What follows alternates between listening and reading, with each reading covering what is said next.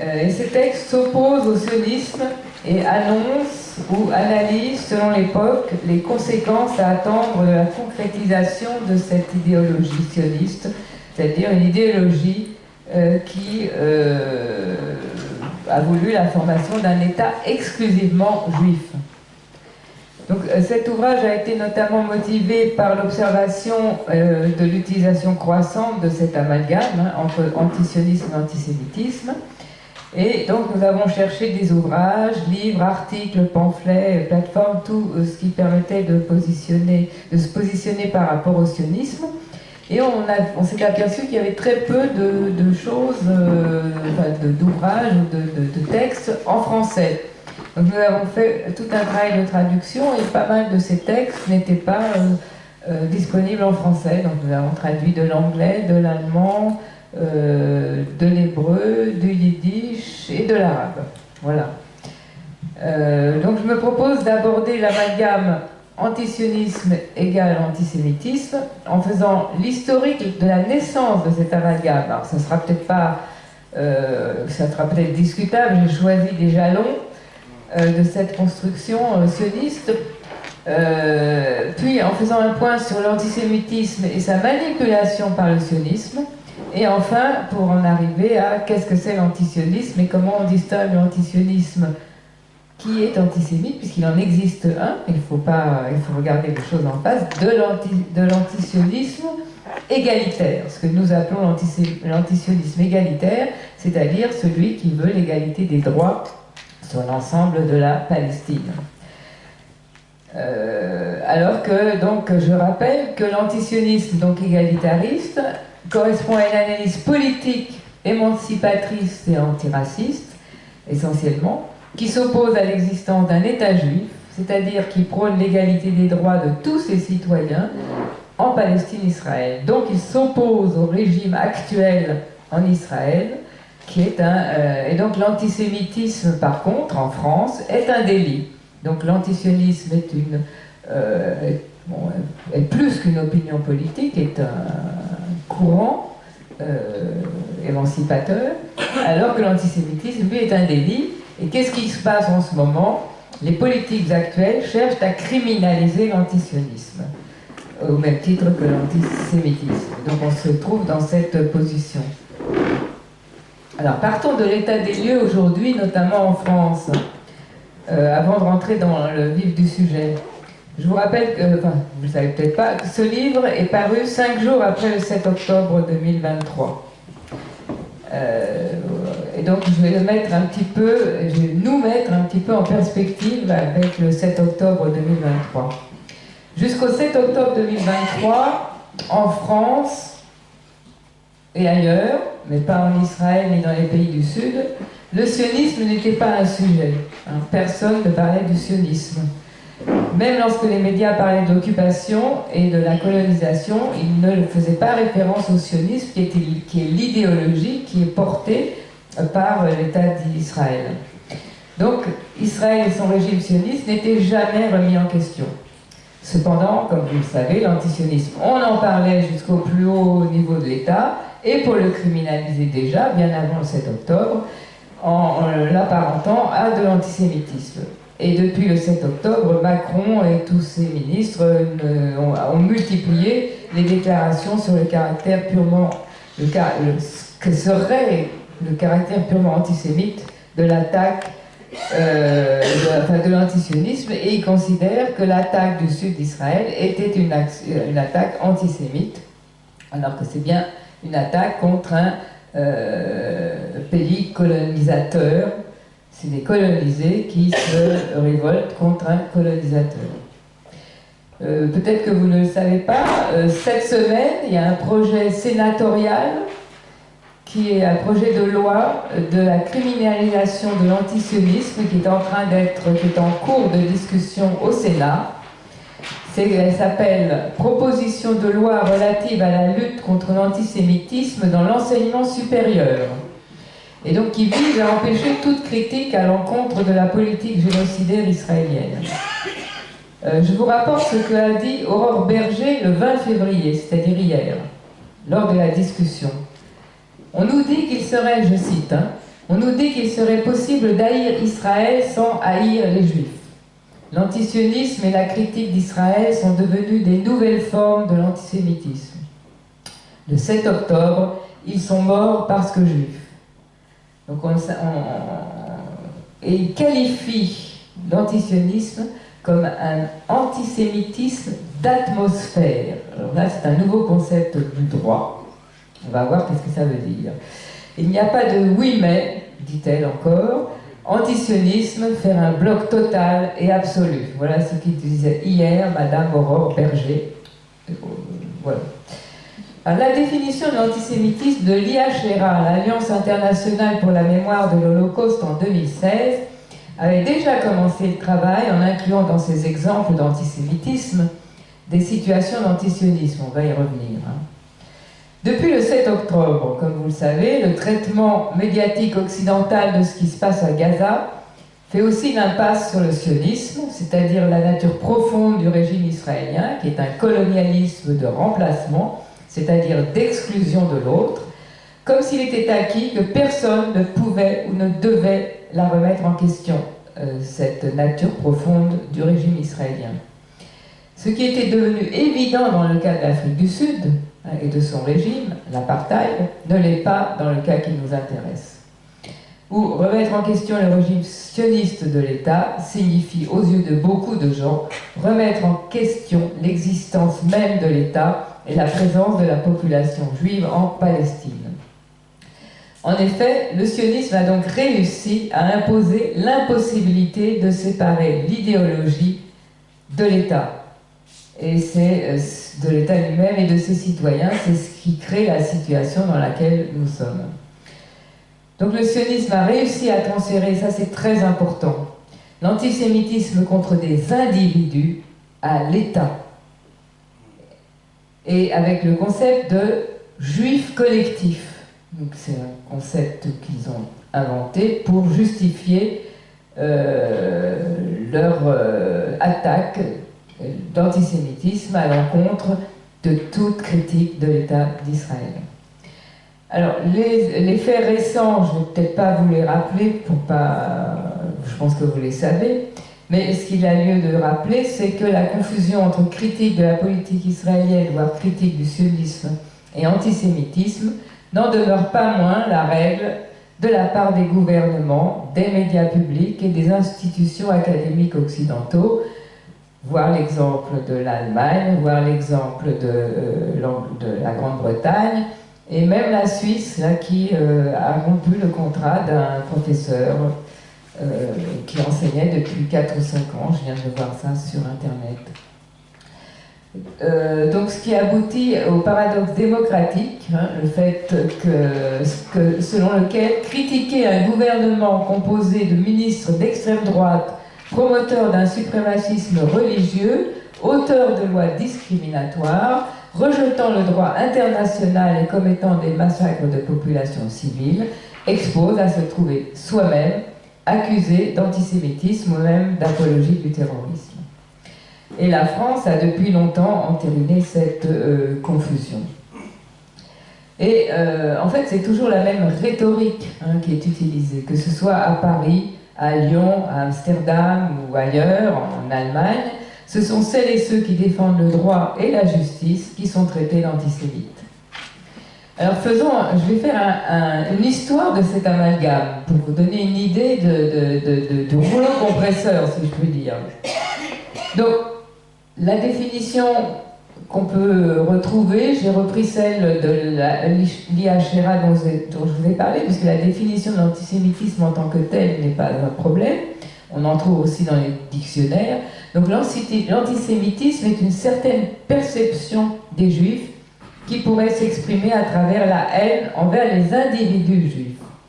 Les manifestations verbales et physiques d'antisémitisme peuvent être dirigées à l'encontre de Juifs ou de non-Juifs, ainsi qu'envers leurs biens, envers des institutions de la communauté juive ou des bâtiments religieux. Voilà la définition. Celle-ci, personne ne peut la contester. Mais que s'est-il passé dans les 70 dernières années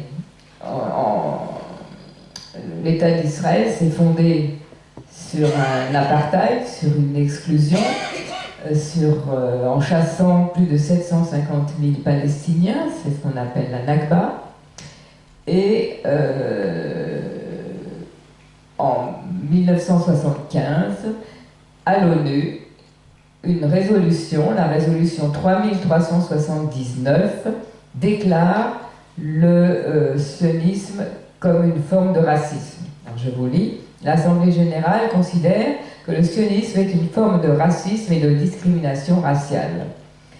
Et alors là, c'est là qu'a commencé, même s'il y avait avant 75, comme je vais vous le préciser, un travail qui disait que l'antisionisme était une forme renouvelée d'antisémitisme, l'État d'Israël s'en est emparé de manière active à partir de cette déclaration de l'ONU. Ça, c'est un premier point. Le deuxième point, c'est là... et donc, ils ont fait un lobby tel que cette résolution a été révoquée le 16 décembre 1991. Donc, cette résolution a été révoquée. Ça doit être la seule résolution de l'ONU, à mon avis, qui ait été révoquée. Le deuxième jalon qu'on peut identifier, c'est la deuxième intifada, 2000-2004, parce que, alors que de vieilles questions sur la légitimité du sionisme sont ravivées, il devient donc urgent de les étouffer. Donc effectivement, là, il y a eu 1967 que j'ai sauté, mais oui, il y a aussi 1967, qui est là aussi quand on a appris que c'était Israël qui avait attaqué et pas les pays arabes. Donc là aussi, la communauté internationale a un petit peu s'est posé des questions.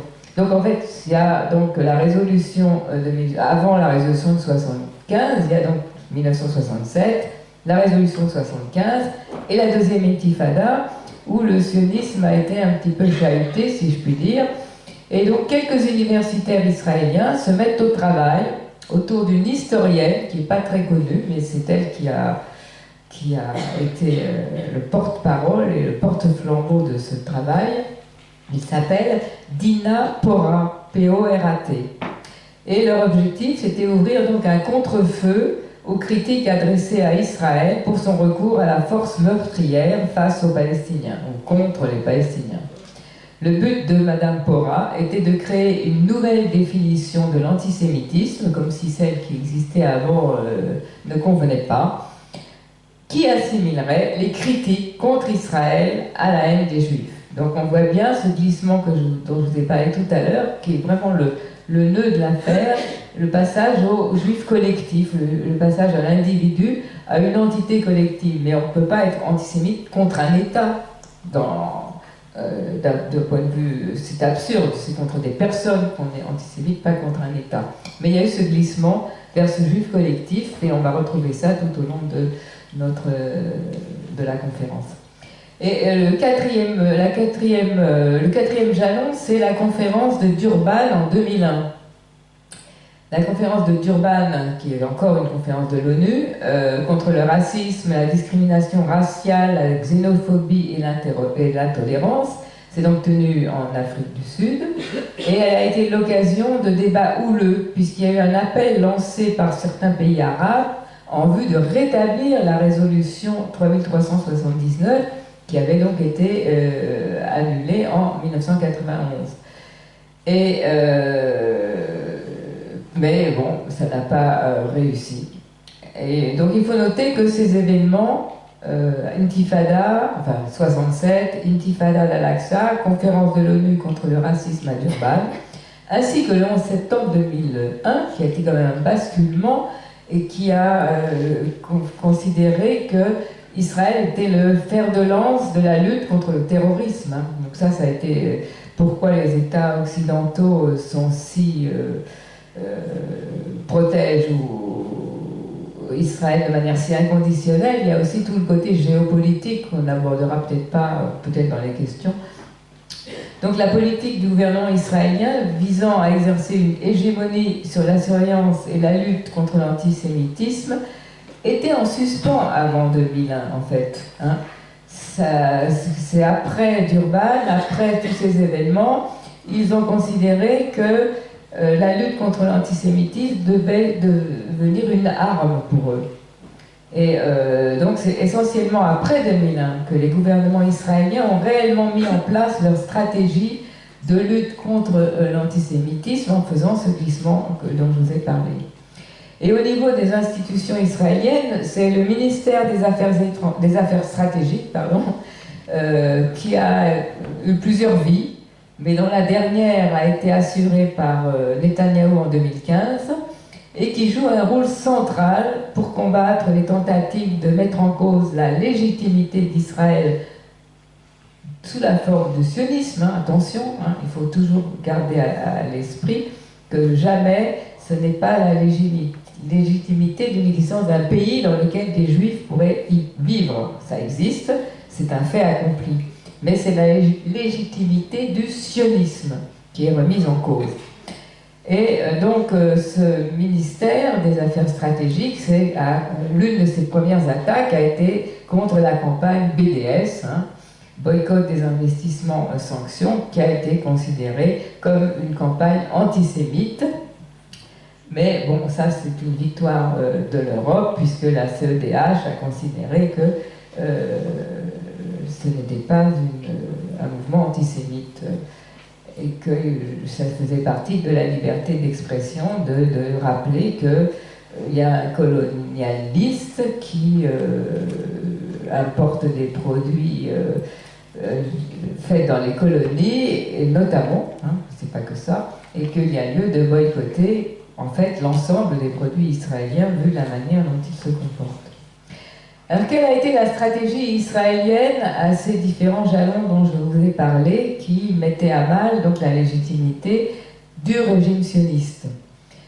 Il y a Abba Eban, je ne sais pas si vous vous en souvenez, qui a été un ministre des Affaires étrangères d'Israël entre 1966 et 1974, avait détecté l'apparition d'un antisionisme durant ces années-là, avant 70, même avant 75. Il y a par exemple en Israël Matzpen, qui malheureusement a disparu, qui était un mouvement d'extrême gauche, internationaliste, et qui prenait donc un internationalisme et la fin du sionisme, donc qui était un mouvement qui s'est déclaré antisioniste à l'intérieur d'Israël. Il y a eu les Panthères noires israéliennes, issues des Mizrahim, qui aussi avaient une position, même s'ils ne le disaient pas clairement, mais ils défendaient les Palestiniens, donc ils avaient d'une certaine manière une position antisioniste. Et donc il avait identifié Abba Eban l'existence de cet antisionisme, et donc il était bien en avance sur son temps, et il le considérait, lui, comme effectivement un nouvel antisémitisme. Et il l'a écrit dans un article de 1973, Abba Eban, dans le Congress B Weekly, une publication périodique du Congrès juif américain. Donc, selon Abba Eban, l'ancien antisémitisme classique déclarait que les droits égaux appartenaient à tous les individus au sein d'une société, sauf pour les juifs. Le nouvel antisémitisme affirme que le droit d'établir et de maintenir un État national souverain et indépendant est la prérogative de toutes les nations, tant qu'elles ne sont pas juives. Voilà comment il l'a exposé, l'antisionisme et son lien avec l'antisémitisme.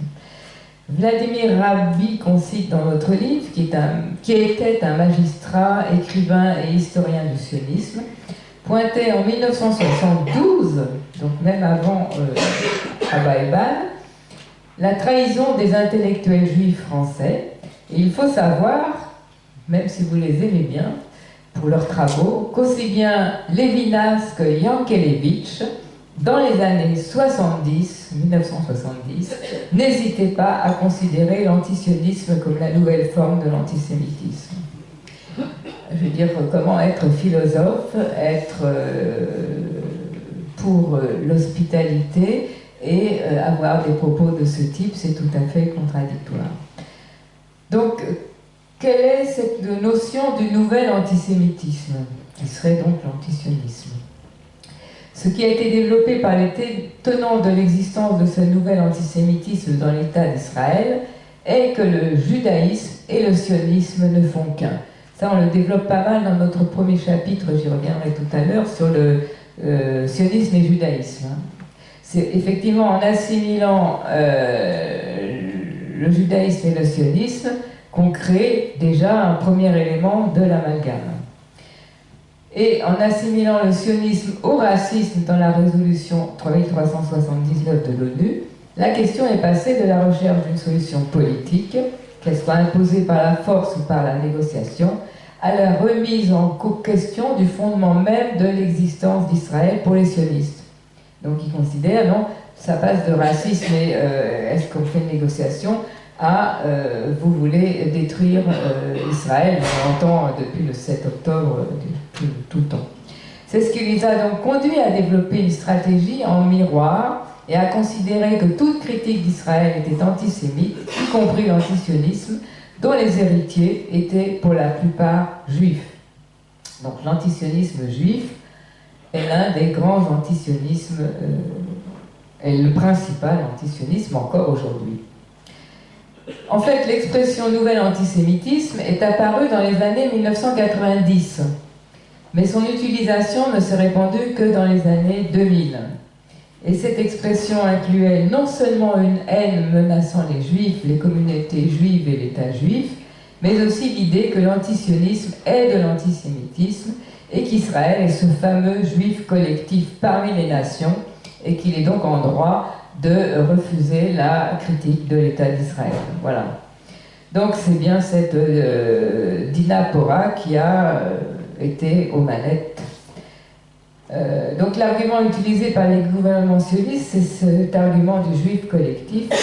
Et en tout état de cause, étant donné qu'il était tout à fait clair que l'antisémitisme présumé dirigé contre l'État d'Israël et le sionisme était au cœur des conceptions de ce nouvel antisémitisme, toute nouvelle définition devait se concentrer sur ces cibles et évacuer les définitions précédentes telles qu'elles prospéraient avant la Deuxième Guerre mondiale, par exemple, et celles que dans l'extrême droite, la haine des Juifs, point.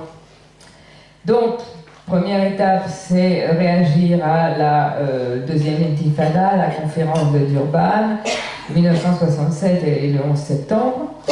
Il y a d'abord eu Taguieff, qui a écrit le livre La Nouvelle Judéophobie en 2001, mais je ne vais pas m'étendre là-dessus. Il y a eu en Israël même, et on en parle, un Sharansky qui a développé le test des 3D, démonisation, double standard et délégitimation. Alors, démonisation, ça veut dire quand l'État juif est diabolisé, les actions d'Israël sont exagérées, donc je cite, de façon disproportionnée. Les Israéliens sont comparés aux nazis, les camps de réfugiés palestiniens à Auschwitz, et donc ils considèrent c'est de l'antisémitisme. Le deuxième D, c'est double standard. La critique d'Israël est appliquée de manière sélective, dit-il. Israël est singularisé par l'ONU pour des violations des droits de l'homme, tandis que les principaux contrevenants sont ignorés. C'est de l'antisémitisme, dit ce test des 3D. Délégitimation, c'est le troisième élément. Quand le droit fondamental d'Israël a existé et nié, seul parmi tous les peuples du monde, c'est de l'antisémitisme. Donc vous voyez bien comment c'est des mécanismes de détournement de la réalité. Donc cette idée est en plus, ce régime, enfin ce test des 3D, fonctionnerait en lien avec le réseau de résistance arabe du Proche-Orient et serait composé d'organisations et d'individus situés en Occident, principalement issus bien sûr de la gauche radicale européenne, de groupes arabes et islamiques, et de juifs et israéliens antisionistes qui nient le droit d'Israël à exister en se basant sur une variété d'arguments politiques et philosophiques. C'est maintenant, ça s'appelle l'islamo-gauchisme. Hein. Ça a changé de nom. Donc cette alliance entre extrême gauche, nationalisme arabe et islamisme a été élaborée par un think tank israélien qui s'appelle Rehout, on en parle aussi dans le livre, qu'il a exposé à la conférence des décideurs israéliens en décembre 2004 à Herzliya en Israël, en présence de Nicolas Sarkozy. Et elle sera adoptée par la Hasbara, donc ces 3D. La Hasbara, c'est la propagande, c'est un mot hébreu qui veut dire propagande, et deviendra un mantra diffusé internationalement et un outil efficace d'intimidation, comme vous le savez encore aujourd'hui. Donc, à coup d'action en justice et de matraquage médiatique, l'amalgame entre la critique d'Israël et l'antisionisme, et l'antisémitisme s'installe donc dans les esprits et chez les gouvernants pour lesquels cela constitue une aubaine, puisque au moins en Europe, il y a un courant un courant islamophobe très fort, notamment en France. Donc parallèlement à ces éléments-là, se met en place cette fameuse définition de l'antisémitisme qui aboutira à la définition de travail de l'IHRA, qui est l'Alliance internationale pour la mémoire de l'Holocauste, en 2016. Alors, il y a eu tout un travail qui a commencé en 2005, mais je vais vous l'épargner, et donc qui ajoute à une définition de ce qu'est l'antisémitisme depuis longtemps des exemples qui incluent la critique d'Israël et l'antisionisme. Et parmi ces exemples, le refus du droit à l'autodétermination des Juifs, en affirmant par exemple que l'existence de l'État d'Israël est le fruit d'une entreprise raciste, dans les exemples. Et le traitement inégalitaire de l'État d'Israël, à qui l'on demande d'adopter des comportements qui ne sont ni attendus, ni exigés de tout autre État démocratique. Donc cette instrumentalisation de la définition a d'ailleurs été condamnée par le juriste qui en est le principal auteur et par une centaine d'organisations, y compris juives et israéliennes. Le problème principal de cette définition, c'est donc les exemples. La définition elle-même est courte, et sur ces 11 exemples, il y en a 6 qui assimilent la critique d'Israël à l'antisémitisme, et 2 d'entre eux font référence à Israël sans mentionner le peuple juif. Au même titre que tous les pays, Israël ne devrait pas être à l'abri des critiques. Évidemment, c'est dans le cadre de l'analyse géopolitique, et on peut se demander pourquoi, digression, Sciences Po Paris a été aussi violemment répressif contre les étudiants qui ont manifesté leur soutien au peuple palestinien. Je veux dire, si on ne peut pas débattre de géopolitique à Sciences Po, c'est une question. Donc cette définition anodine ne sert en fait qu'à introduire une série d'exemples pédagogiques et pour cadenasser toute critique de la politique israélienne. Et en fait, donc c'est vraiment une réussite. Hein. Israël a réussi cela. La plupart des États, le texte est donc adopté en mai 2016 pour devenir une définition opérationnelle juridiquement non contraignante de l'antisémitisme, et la plupart des États européens s'en sont emparés puisque ça leur servait par rapport à leur politique interne. Et le processus s'accélère. Le Royaume-Uni et l'Autriche sont les premiers à l'adopter. En décembre 2018, le Conseil de l'Europe invite les États membres qui ne l'ont pas encore fait à approuver ce document. En France, il est voté à l'Assemblée nationale en novembre 2019. Enfin, c'est une résolution, donc c'est pas une loi, c'est la résolution Maillard que vous devez connaître. Et le résultat est très médiocre.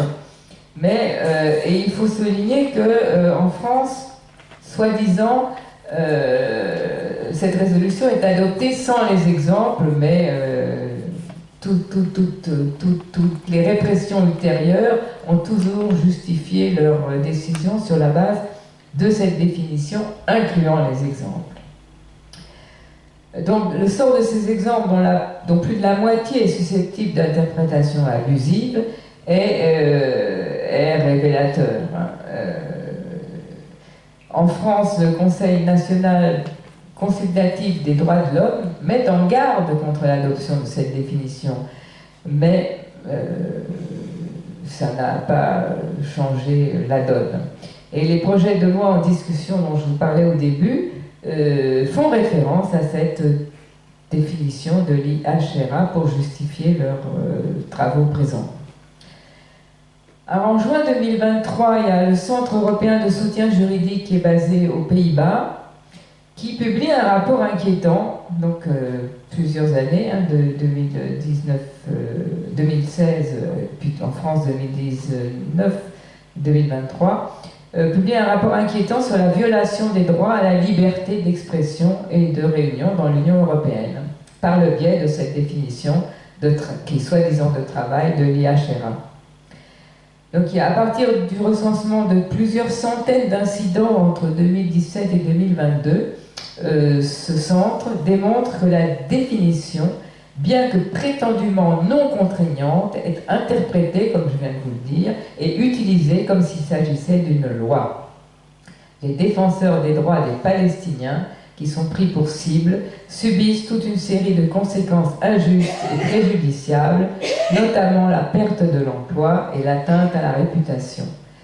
C'est un phénomène particulièrement fréquent au Royaume-Uni, où plus de 200 établissements d'enseignement supérieur, la définition est désormais partie des procédures disciplinaires relatives à l'antisémitisme. Reste une question essentielle par rapport à cette stratégie qui a priori réussi, entre guillemets. En quoi ce terrorisme de la pensée fait-il reculer l'antisémitisme? Ne produit-il pas plutôt son contraire? Car lutter contre ce fléau, c'est justement dénoncer sans faiblir l'iniquité et l'injustice, en rendant hommage à une culture juive qui, en dépit d'Israël, contribue depuis si longtemps au développement des démocraties et au respect des droits humains dans le monde. Et comme on le voit depuis le 7 octobre où la répression se poursuit sur la même base, l'antisémitisme n'a pas disparu, bien au contraire, même si l'islamophobie a cru plus fort que l'antisémitisme, bien entendu. Alors maintenant, mon deuxième chapitre, c'est les relations entre le sionisme lui-même et l'antisémitisme. Si nous considérons que l'antisionisme n'est pas de l'antisémitisme, par contre, je vais vous montrer que le sionisme a des liens très forts avec l'antisémitisme. Et c'est peut-être par projection qu'il le projette sur l'antisionisme, à le savoir. Donc, dès le départ, hein, Herzl, il était proche de Drummond, hein, quand il était en France, et son livre a été recensé dans le journal de Drummond, d'extrême droite et antisémite, comme vous le savez.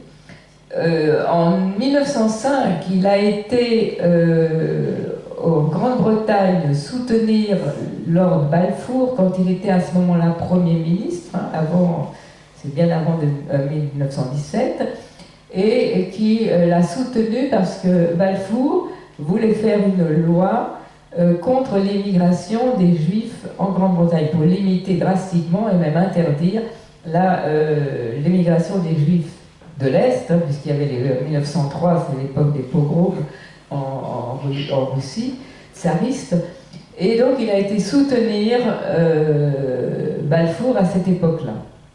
Donc en fait, il se donne de façon pragmatique, Herzl, une mission dans laquelle le sauvetage des Juifs s'inscrit dans un projet de colonisation de la Palestine, favorisé par les puissances impériales de l'époque, dont la Grande-Bretagne, qui correspond en même temps à une opportunité de limiter la population juive de ces pays.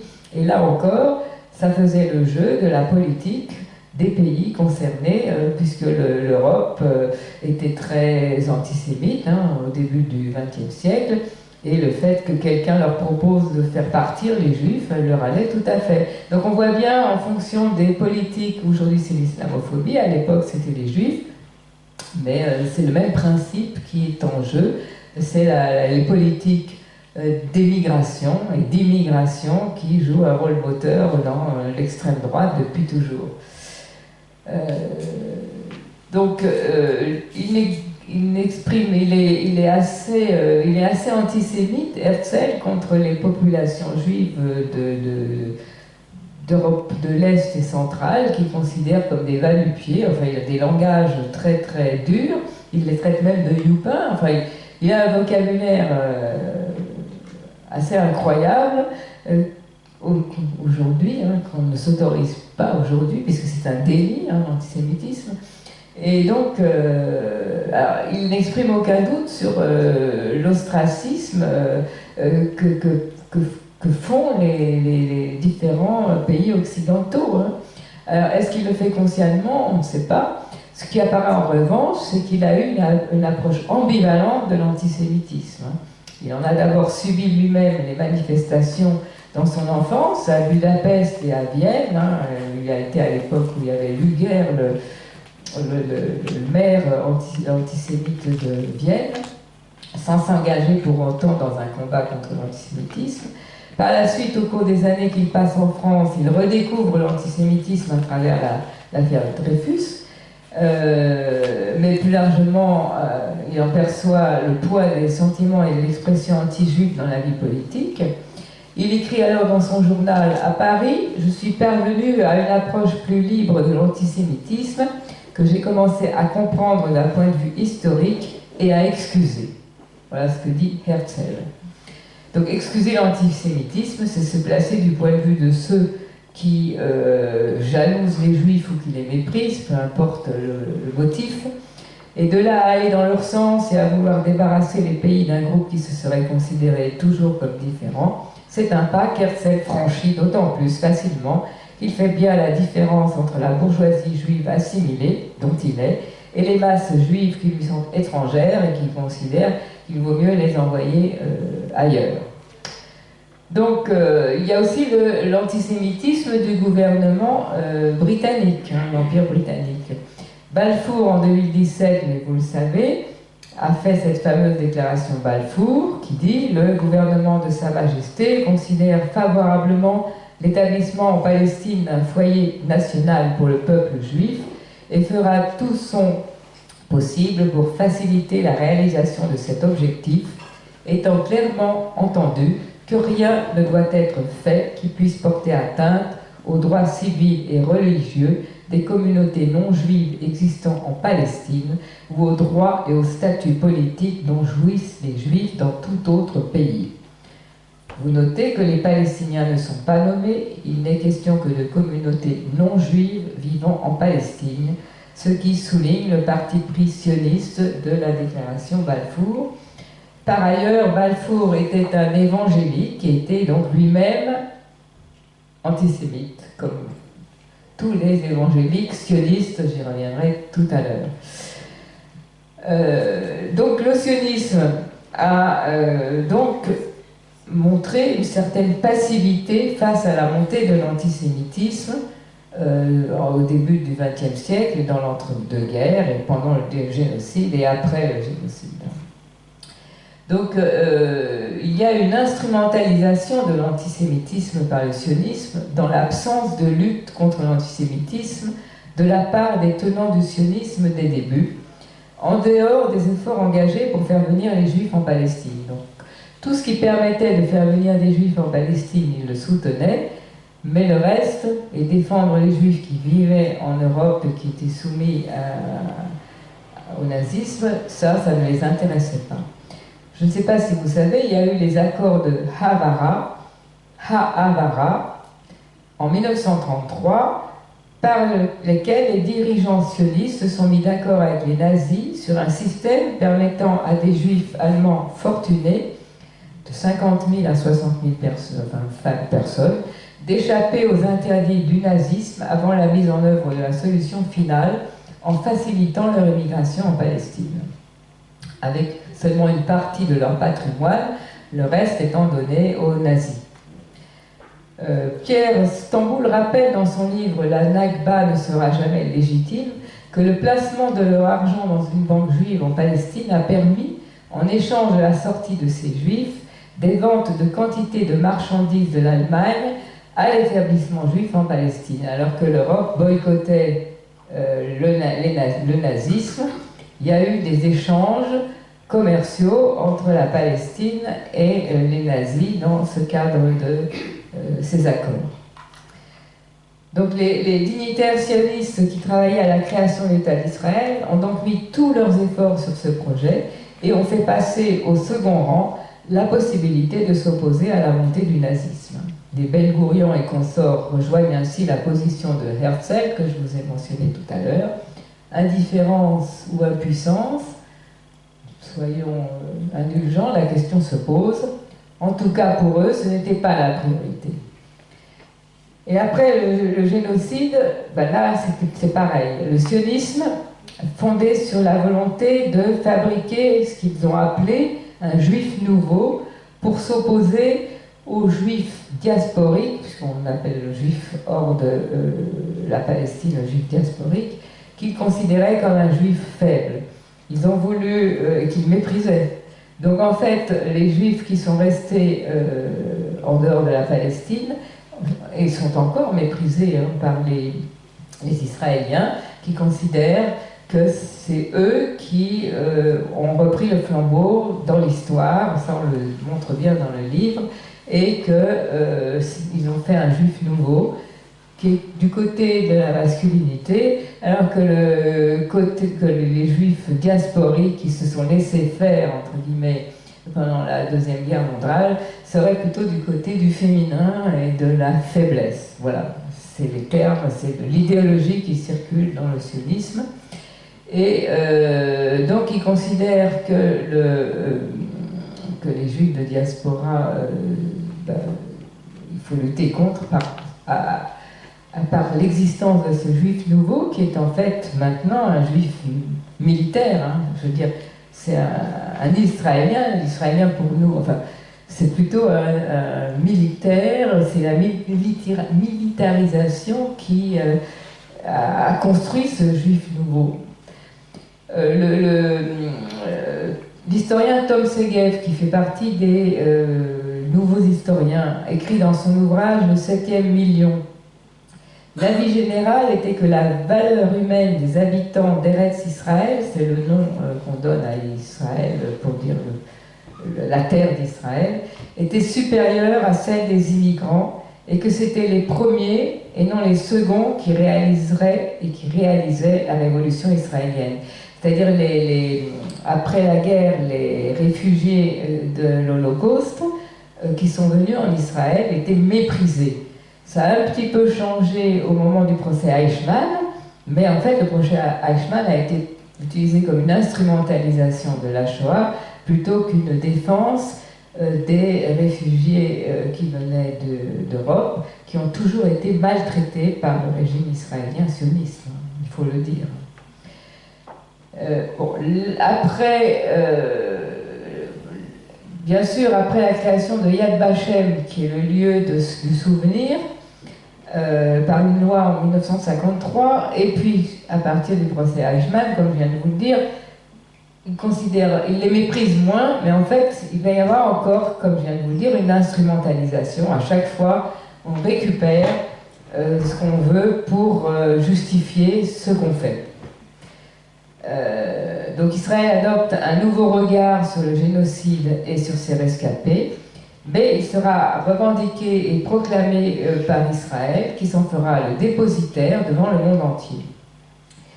Et nous avons organisé, ça c'est une petite digression, le 25 et le 26 janvier, puisque le 27 janvier c'était les 80 ans de la libération d'Auschwitz, l'UJFP et CEDEC, les deux organisations juives antisionistes de France, un colloque qui a réuni nombre d'universitaires qui se penchaient sur la question de l'Holocauste et de son implication dans le présent. Je veux dire, les historiens analysent toujours, et par exemple Chapoutot le dit à chaque fois qu'il fait une intervention, l'historien, pour examiner les événements du passé, s'appuie toujours sur sa connaissance du présent. Et on nous a reproché, bien entendu, de réfléchir aussi au génocide à Gaza dans le cadre d'une étude plus générale des génocides, puisque notre colloque portait sur le fait génocidaire, et depuis nous sommes très attaqués par la droite et l'extrême droite. Mais c'était un travail de réflexion, et c'est important, et les universitaires doivent continuer à pouvoir s'exprimer, sinon il n'y aura plus de recherche en France. Vous pouvez aller voir d'ailleurs ce colloque, il est enregistré et il est accessible sur notre site. Donc en fait, le sionisme se dit la solution à l'antisémitisme, il se présente comme le refuge de tous les juifs du monde contre les persécutions, et que remettre en question cet État, c'est de l'antisémitisme, mais en fait, on voit bien que leur base de départ, c'est le lien avec l'antisémitisme, et le nombre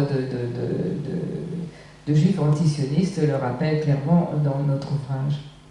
Est-ce qu'il existe des antisémites qui sont sionistes? Oui, comme je vous l'ai dit tout à l'heure, les évangéliques américains, il y en a aussi au Brésil, enfin en Amérique du Sud, et un peu en Afrique. Commence à se développer le courant évangélique en Europe aussi. Ce sont des sionistes antisémites. Pourquoi ils défendent le sionisme?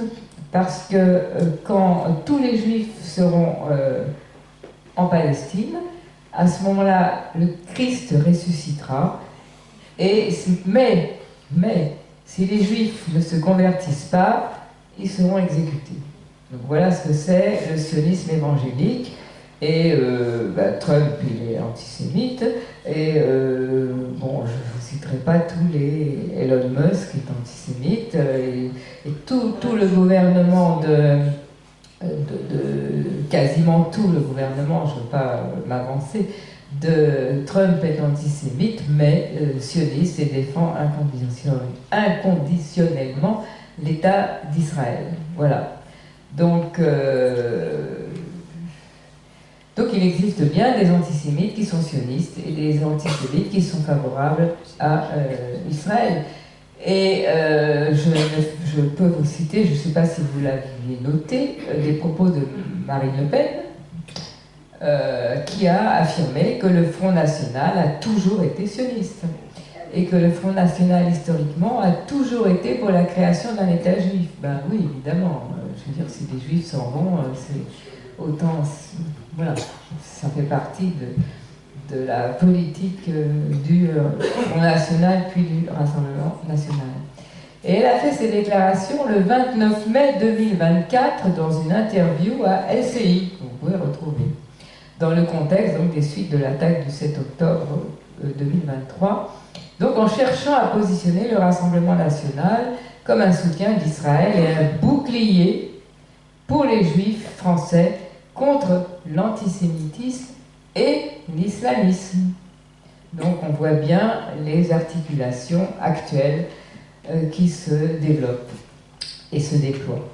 Donc il est important de noter que malgré ces déclarations, des études comme celle de la Commission nationale consultative des droits de l'homme, la CNCDH en France, montrent que c'est toujours dans l'électorat du FN et du RN que les préjugés antisémites sont les plus répandus, contrairement à ce qu'on nous dit et que les médias de Bolloré déclarent à journée continue, que c'est l'extrême gauche et la gauche qui sont antisémites.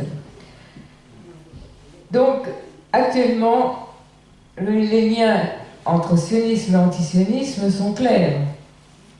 Je ne vais pas revenir dessus. Je viens de vous le préciser. Mais dans son article, je vais faire une référence à Gideon Levy, qui est aussi, pour lequel il y a aussi un texte dans notre livre. Il avait écrit un article, c'était au moment de la première élection de Trump, je crois. Oui, ou un peu avant, c'était en 2016, Il dit dans un article qu'il a intitulé « Nos amis antisémites », il écrit dans le journal Haaretz, juste après la victoire électorale de Trump, c'est bien ça, Tout à coup, il n'est plus si horrible d'être antisémite. Soudain, il est devenu excusable de haïr les musulmans et les arabes, à condition d'aimer Israël.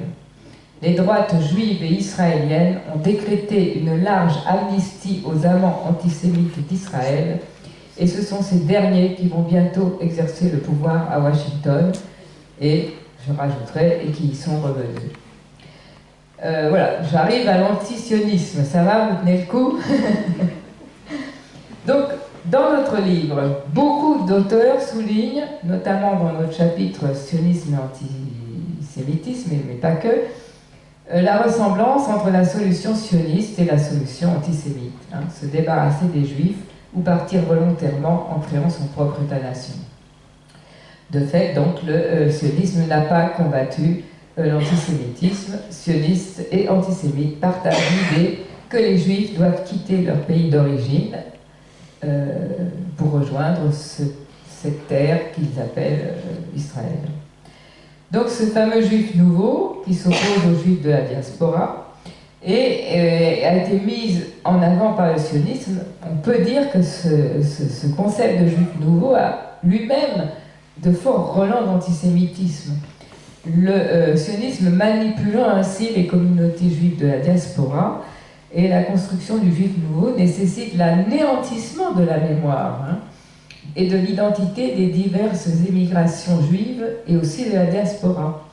Et c'est à propos de cela qu'en juin 2023, notre petite association Sœurs Tzedek s'est créée justement pour lutter contre cet anéantissement de la mémoire et de l'identité ici que cherche à construire et à faire Israël et le gouvernement israélien.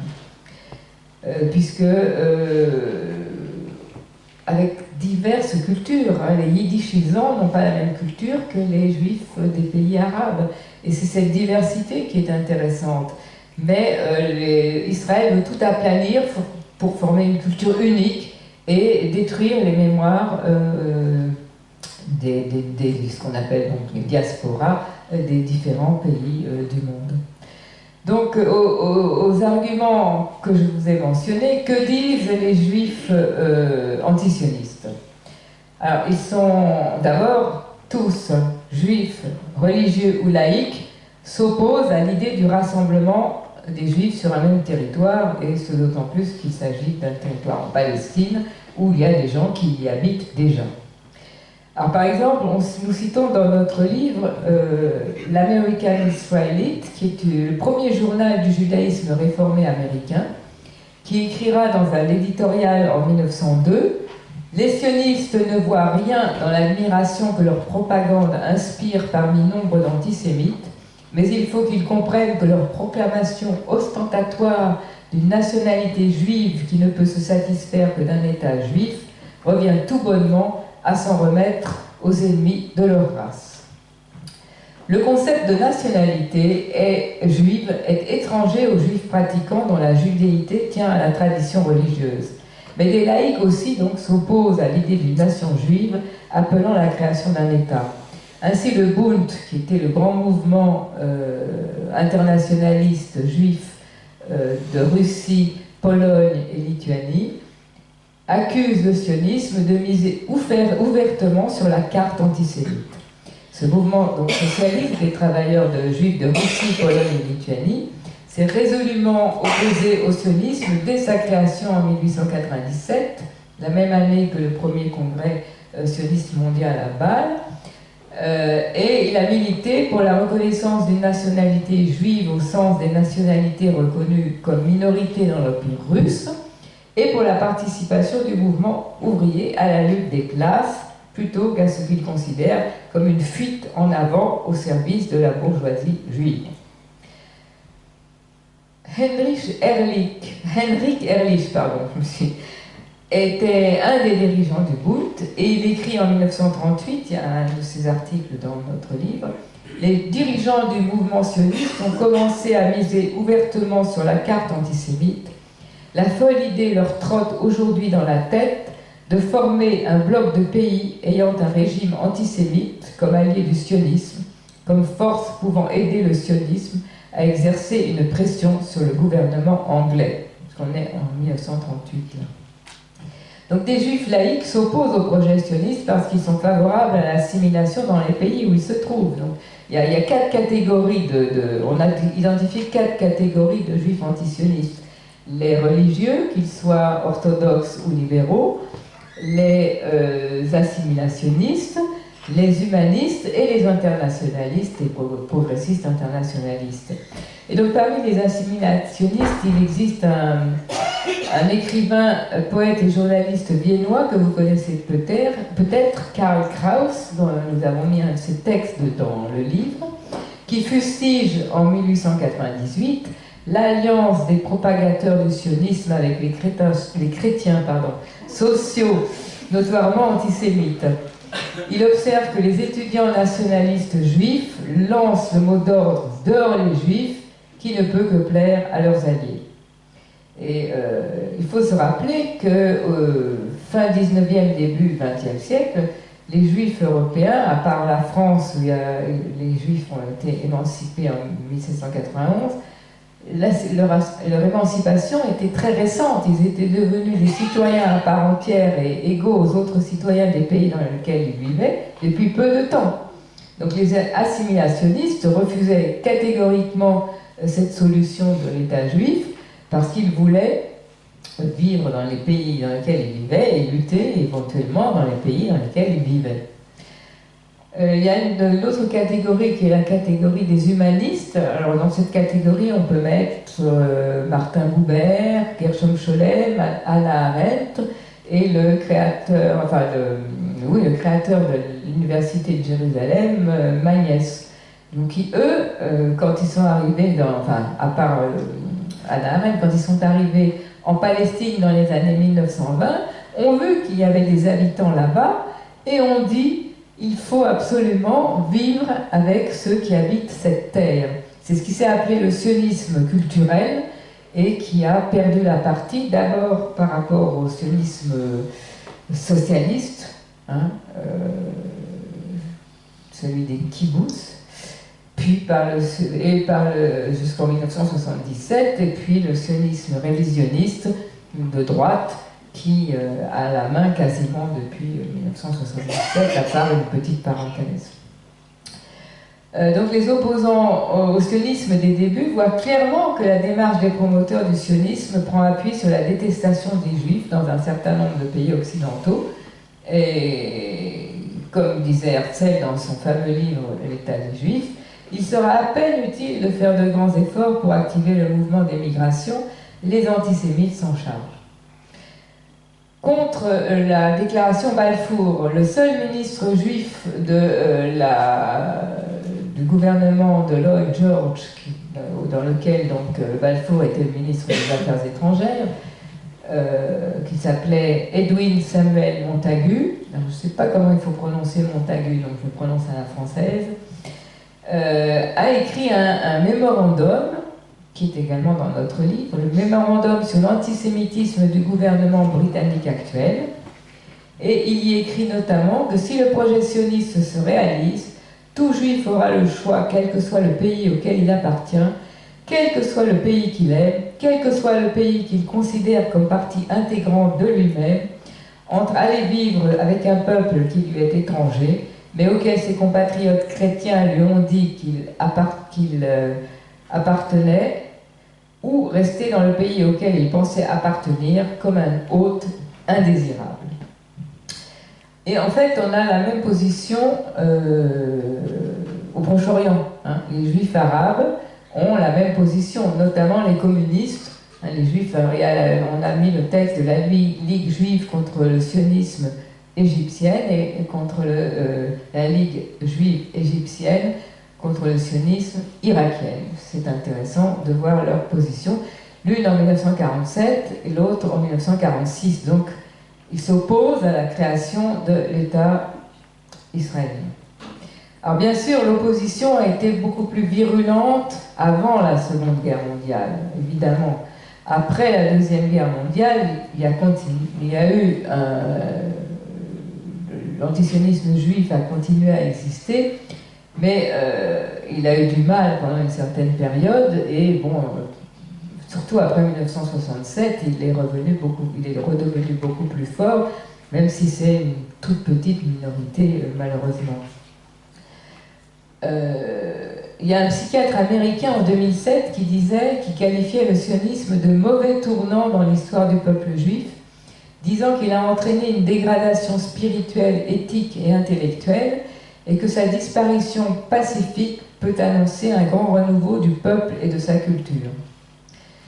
Donc il y a vraiment il y a des extrêmes encore plus grands, je n'aurai pas le temps de tout vous dire, mais vous pouvez lire le livre.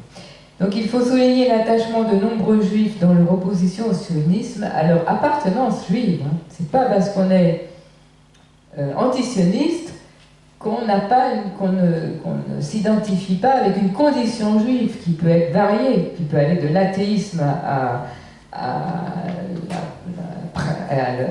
pratiquer, pas la pratication, à pratiquer. Donc cela va contre les accusations des sionistes qui traitent les juifs antisionistes d'antisémites. Non, il y a une pratique juive des antisionistes et une recherche d'un renouveau de culture, comme souhaitait le faire Tzedek à sa création. Malheureusement, il n'a pas pu le faire, puisque la guerre de 7 octobre, enfin du 8 octobre est tout de suite arrivée, et donc il s'est aussi mis dans la lutte contre cette défense inconditionnelle d'Israël. Donc ça, c'est un point crucial, car une grande partie de la propagande israélienne s'évertue à mettre en avant la centralité d'Israël. Alors qu'un certain nombre des auteurs disent, pourquoi pas, Israël pourrait être, dans le cas d'un État fédéral ou autre, une communauté juive comme une autre, mais pas la centralité du judaïsme, puisque de toute façon, tel qu'il est actuellement, il dénature le judaïsme. Alors, il y a dans notre livre deux auteurs, Marcello Swirsky et Ronen Barrier, le premier historien et le deuxième politologue. Le premier historien et politologue et le deuxième architecte, qui rappellent que dès la fin du XIXe siècle, les premières vagues d'immigrants ont instauré des pratiques séparatistes. Donc l'apartheid et l'exclusion est intimement liée au sionisme. Donc il déplore que la colonisation de la Palestine prenne la forme non seulement d'une opposition, mais d'une aspiration à détruire les conditions d'existence, des formes de vie traditionnelles dans ce pays, y compris les Palestiniens juifs qui habitaient là depuis des générations. De même, Warshawski fait de nouveau référence à ce juif nouveau qui doit émerger du juif diasporique. Et qui donc, pour ce faire, doit anéantir la mémoire et l'identité culturelle des différentes immigrations. Donc le livre montre, et c'est un outil pour tous ceux qui veulent défendre l'égalité des droits dans l'ensemble de la Palestine historique, que critiquer Israël ne relève pas de l'antisémitisme, mais de la liberté d'expression et de la liberté académique.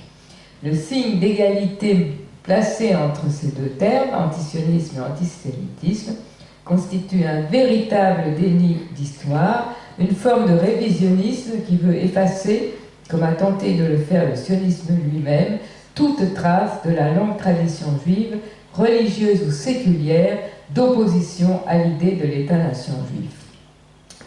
Alors la dernière partie, comment identifier un antisionisme qui serait effectivement antisémite d'un antisionisme égalitaire? Ça va aller vite. Donc l'antisionisme égalitariste correspond, comme je vous l'ai dit tout à l'heure, à une analyse politique émancipatrice et antiraciste, voire humaniste ou religieuse, qui s'oppose à l'existence d'un État exclusivement juif, c'est-à-dire qui prône donc l'antisionisme, l'égalité des droits de tous ses citoyens en Palestine, Israël. Donc il s'oppose au régime actuel en Israël, j'insiste, au régime. Donc le sionisme défend l'existence d'un État juif en Palestine, un État à souveraineté juive, un État-nation depuis 2018, comme il l'appelle, du peuple juif, sans définir ce qu'est le peuple juif en fait.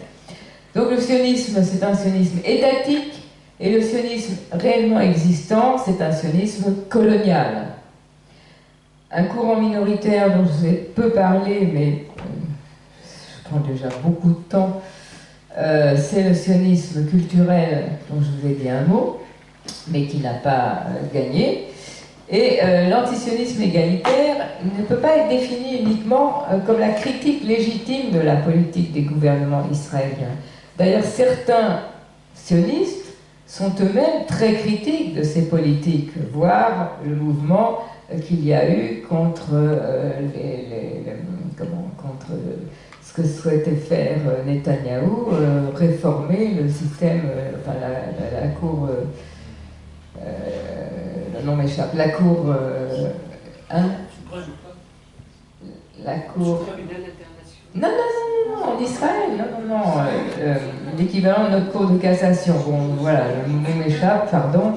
Et il y a eu pendant des mois, avant le 7 octobre, si vous vous souvenez, des manifestations tous les samedis contre cette réforme de la justice qui servait les intérêts de Netanyahou. Donc il y a des critiques d'une partie du sionisme, mais l'antisionisme et l'opposition s'oppose à l'existence de l'État juif parce que cet État colonial est incompatible avec le respect des droits des Palestiniens.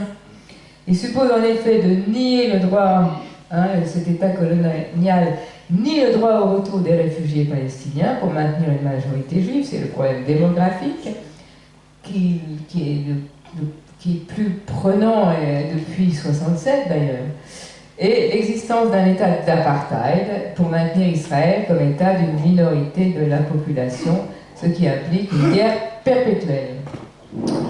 Donc, mais le mot antisionisme est parfois utilisé pour défendre des orientations antisémites, c'est vrai. Alors comment on peut le distinguer? Il y a ce qu'on appelle donc les faux antisionismes et qui sont des vrais antisémites. Il y a l'antisionisme qu'on pourrait appeler stalinien. L'antisionisme stalinien est une idéologie et une forme d'antisémitisme qui a émergé en URSS sous Staline, particulièrement après la Seconde Guerre mondiale. Et bien que l'Union soviétique ait initialement soutenu la création de l'État d'Israël en 1948, Staline a rapidement changé de cap, utilisant l'antisionisme comme un outil de politique intérieure et étrangère, et il camouflait souvent son antisémitisme en utilisant des prétextes politiques, notamment en accusant les juifs de cosmopolitisme et de lien avec l'impérialisme. Donc ça c'est un premier, bon il existe peut-être moins maintenant, mais allez savoir. Il y a l'antisionisme négationniste, je n'ai pas besoin de vous le définir de manière plus précise. Et il y a l'antisionisme soralo-diodoniste, Budard, qui est un complotisme antisémite. Pour Soral, le sionisme serait une réalité transnationale qui gouvernerait le monde, donc c'est le complotisme, qui mènerait une politique économique, une politique sur l'immigration mondiale, une politique sur le genre. Sionisme est ici un nom de code pour désigner le grand complot juif mondial, et sioniste désigne les juifs et juives. Cela n'a rien à voir avec le sionisme qui est un courant politique précis, avec différentes sensibilités, qui défend l'existence d'un État colonial comme État juif à souveraineté juive. Donc, comment distinguer cet antisionisme des antisémites de l'antisionisme égalitaire? Celui des antisémites, c'est un nom de code pour désigner une prétendue domination juive mondiale. Donc, si quelqu'un parle de sionisme pour une autre question qu'Israël-Palestine, il faut se méfier, et il s'agit en fait sans doute d'un antisémite. L'antisionisme égalitaire, c'est donc l'opposition, comme je vous l'ai dit, à l'existence de l'État juif parce que colonial, et donc incompatible avec le respect des droits des Palestiniens. Donc, pour ne pas exceptionnaliser Israël, rapporter sa critique au colonialisme.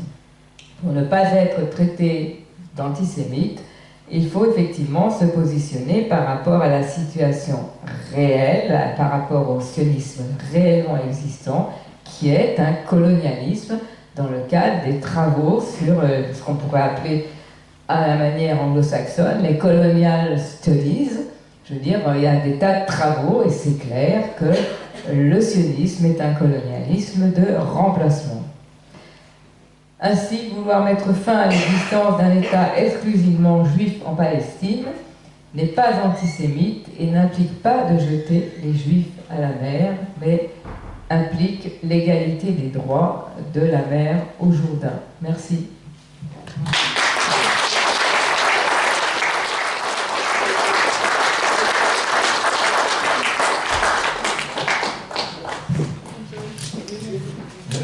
Je vous remercie, madame. Je vous remercie, madame Orès. Pour ma part, ça m'a beaucoup intéressé d'un bout à l'autre. J'ai eu plusieurs fois l'occasion d'évoquer ma première rencontre dans ma vie avec les problèmes que les Juifs pouvaient rencontrer dans leur vie en France. J'avais 10 ans, j'étais en 6e, et un de mes condisciples portait un nom tout à fait représentatif d'une des communautés juives d'Europe. Il s'appelait Bindefeld. Et bon, on travaillait bien ensemble, nous étions bien amis, et puis, à un moment donné, dans la classe, un autre élève s'était levé pour aller vers la chaire, et se retournant vers mon camarade qui était à côté de moi, il lui dit tout doucement « sale juif ». Et alors mon camarade a été scandalisé, il s'est levé. Bon. Le professeur a vu et a entendu et a dit « qu'est-ce qui se passe ?» Monsieur, il m'a dit ça juif. Je ne pouvais pas dire le contraire, c'était vrai. Et alors le professeur a immédiatement arrêté le développement de son cours et a fait un développement sur qui était mon camarade, ce que je ne connaissais, ce que je ne savais pas. Il était fils d'une famille de juifs lituaniens réfugiés en France pour fuir les répressions nazies. Et il avait perdu les 3/4 de sa famille dans les camps de concentration. Bon. Le professeur a expliqué tout ça à la classe, qui a été, je dirais, un peu sidéré, parce que pour tous mes camarades qui avaient 10, 11 ans, 12 ans comme moi, c'était vraiment de la nouveauté. Mais il l'a fait, il a eu raison de le faire. Et alors, l'autre, je n'en parle plus, mais en revenant par chez nous, mon camarade Bindefeld habitait, on suivait le même chemin pratiquement jusque chez lui. On passe devant un mur où étaient habituellement placardées des affiches d'un cinéma. Certaines des affiches avaient été tombées pour être remplacées et il y avait écrit à la main les Juifs en Israël. Alors mon camarade sursaute et me dit celui-là c'est un... Bon, je ne me rappelle plus exactement les mots qu'il a employés, mais ça voulait dire c'est un nazi, ou c'est un pétainiste, ou c'est un fasciste, ou c'est... Enfin, c'est ça, quoi. Pour lui, il n'y avait pas de mystère. Bon, pour moi, c'était une nouveauté, bien sûr, mais ce que vous avez développé m'éclaire beaucoup sur cet événement de ma prime jeunesse. Bon, je vous en remercie, c'est pas... J'en profite pour vous prier de m'excuser d'être venu en retard pour vous présenter au début de votre... Je pense que tout le monde ici aura compris qui vous êtes. Vous êtes une militante de l'Union des Juifs français pour la paix.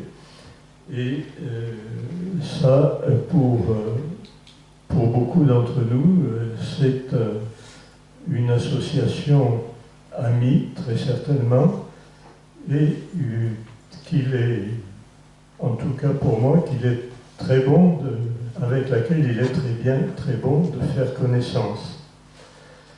Et votre développement montre que vos réflexions vont finalement très loin dans les connaissances qu'il faut avoir et dans l'appareil de critique qu'il faut développer dans l'état actuel des choses face au gouvernement qui est le nôtre et face aux gouvernements au pluriel qui sont les nôtres depuis une 50aine d'années, au moins, parce que en fait ça dure depuis plus longtemps.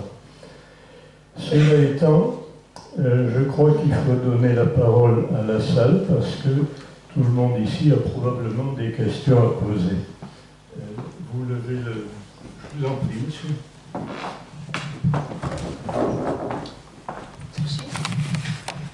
Oui, vous parlez de ce courant sioniste libéral, mais aujourd'hui, la question qu'on peut se poser, c'est qui le porte en Israël? Lorsqu'on sait que la gauche israélienne a quasiment complètement disparu, qu'aujourd'hui les partis fascistes qui ont fait alliance avec lesquels Netanyahou a fait alliance sont en pleine expansion, on a l'impression qu'il se développe un courant de pensée où on voit aussi les montées du racisme anti-arabe de plus en plus fréquentes. On a l'impression que ça se développe un peu à l'opposé, malheureusement, de tout ce que vous nous avez dit. Merci. Vous voulez répondre tout de suite ou prendre d'autres questions? Y a-t-il d'autres questions immédiatement? Oui, je ne sais pas si vous aurez des éléments pour répondre à la question, mais justement, par rapport à la population juive, je dirais mondiale, quel est plutôt, parce que si on écoute les médias aujourd'hui, on n'a que le discours effectivement impérialiste, et on n'a pas la voix à la population juive qui serait antisioniste, et on ne sait pas finalement dans quelle proportion ça peut être. Voilà. Ça c'est la première question. Et la deuxième question, c'est, on entend aussi, je n'ai pas de chiffres, mais c'est vrai que le discours ambiant, qu'il soit journalistique, intellectuel au sens large, il est bien souvent sioniste. Voilà. Et comment on peut expliquer cela? Parce que bon, c'est pas un manque d'éléments, je dirais, historiques de ces personnes-là. Voilà.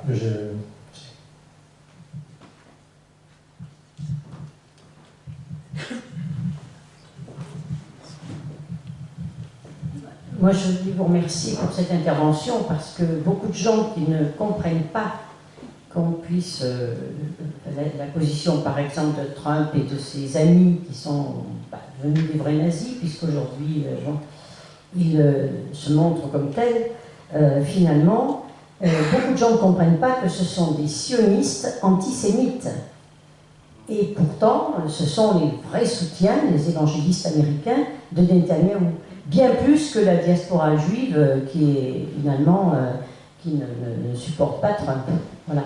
Ça c'est très important que les livres et les causeries comme ce soir puissent porter la lumière là-dessus, parce que ce n'est pas du tout évident que les gens ordinaires comme moi ou d'autres ne le comprennent pas. Si on n'a pas étudié un petit peu l'histoire du sionisme, en effet.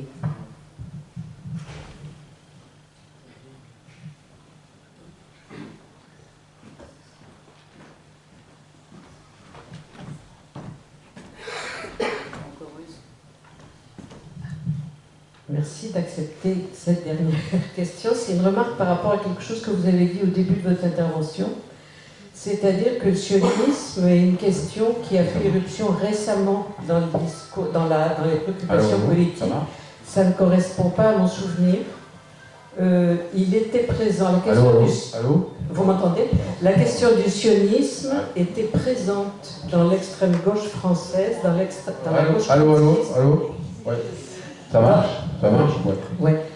La question du sionisme était présente dans la gauche trotskiste dans les années 70 au nom de l'internationalisme, mais elle était éclipsée dans la gauche que j'appelle réformiste à cause d'une part de la culpabilité et d'autre part de ce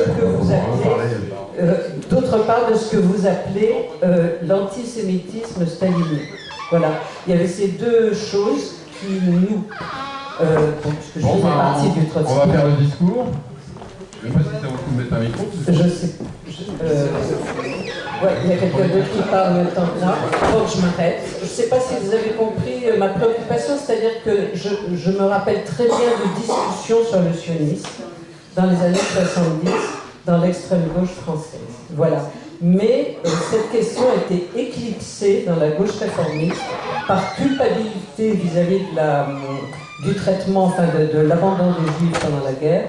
Et il y avait la question de la culpabilité et d'un courant antisémite prolétarien qui avait dans ma famille, par exemple, qui existait dans ma famille, qui était une famille de prolétaires.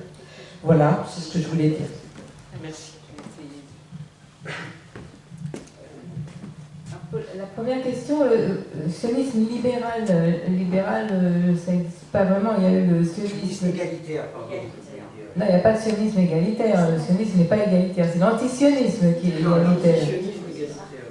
Oui, alors vous avez dit sionisme. Alors du coup, je ne sais pas quelle est votre question. Je vous demandais qui aujourd'hui en Israël porte... Ah d'accord. Ce courant d'antisionisme, il est très très faible en Israël. Il est laminé. Il y a eu le groupe des antisionistes anticolonialistes, dont Michel Warshawski, dont un de ses textes est dans le livre, était porteur.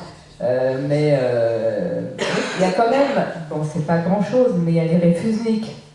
C'est quand même un mouvement, il continue à y en avoir depuis le 7 octobre. Ils vont en prison, ils sont courageux. Donc, certes, je ne sais pas si c'est 1%, 0,1%, je ne sais pas quel pourcentage. Mais je veux dire qu'il y a c'est une graine, c'est un ferment. Hein. Je veux dire, ça peut être important. Il n'y a pas rien du tout. On peut avoir un minimum d'espoir.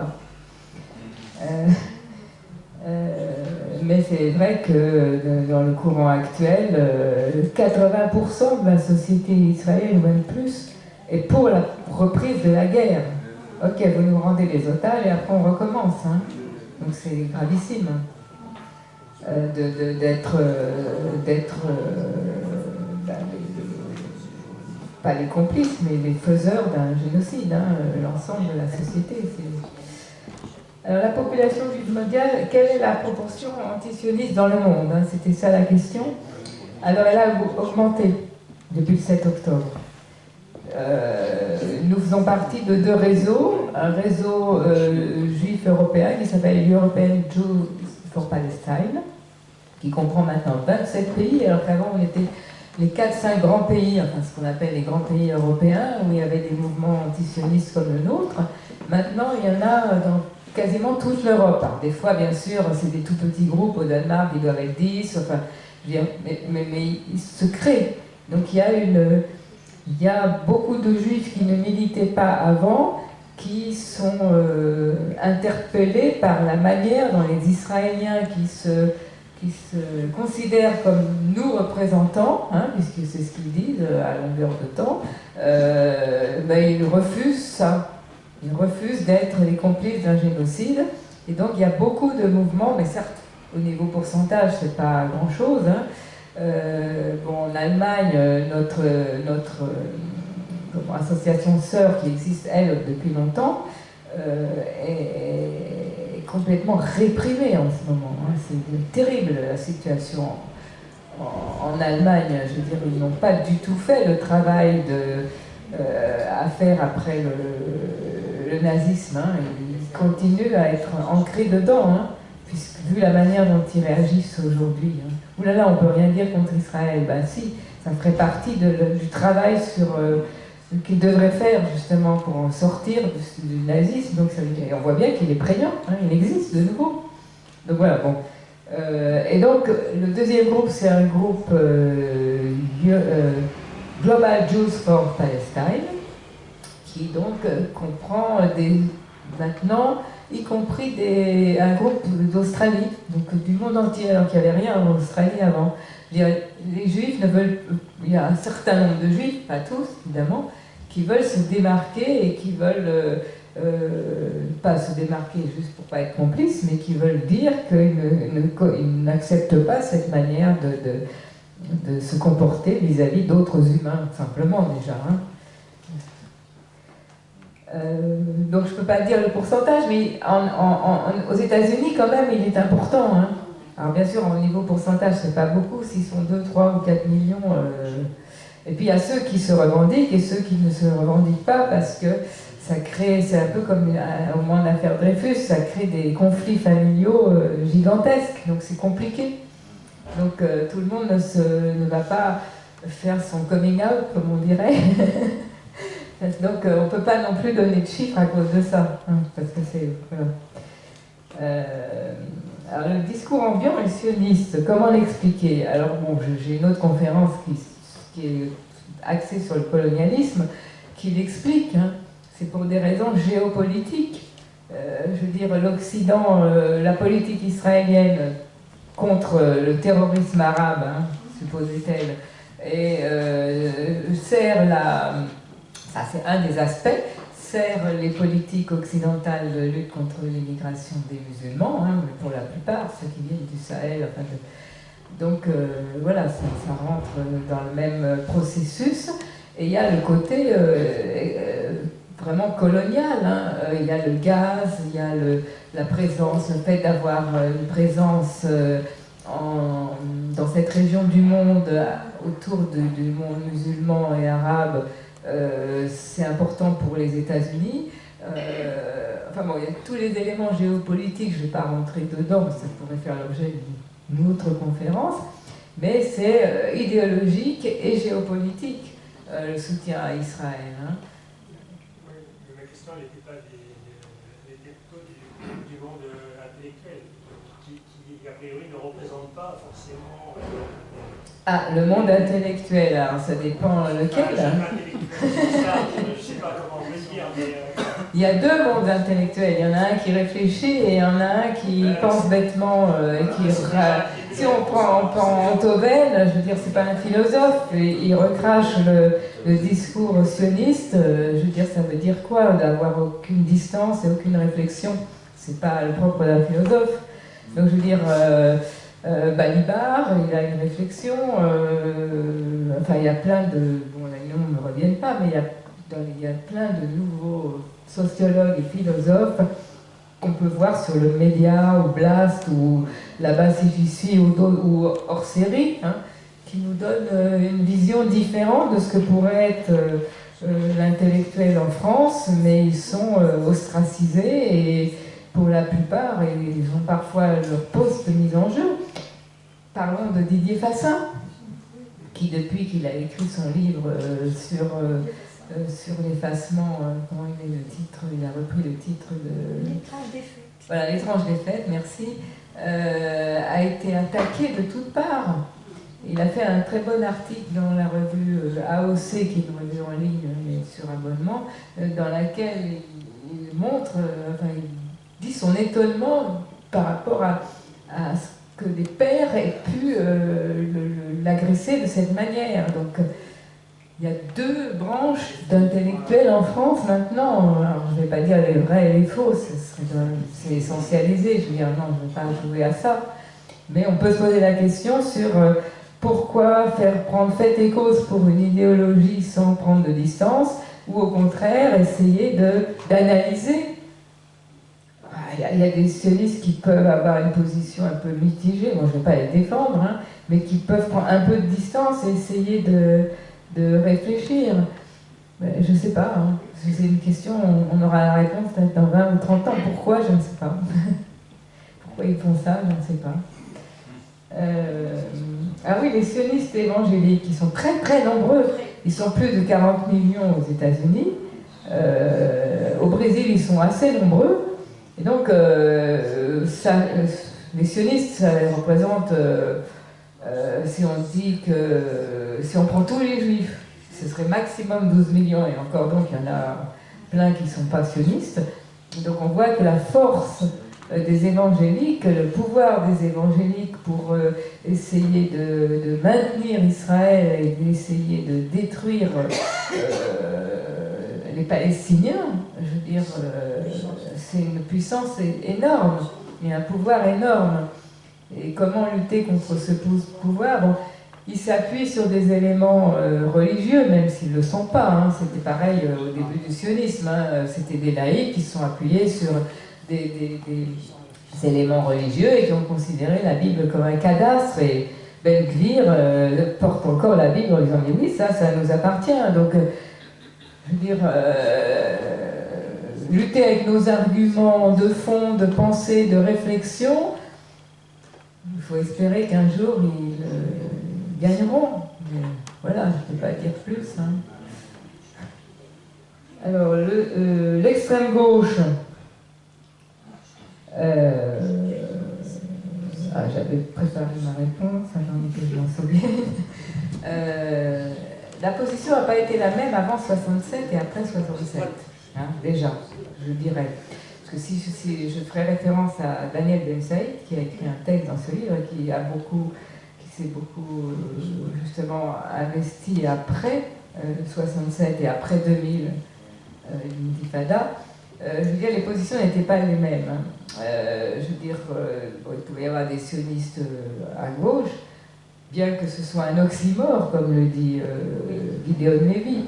On ne peut pas être sioniste de gauche parce que le sionisme est un colonialisme. Et quand on est à gauche, on est anticolonialiste.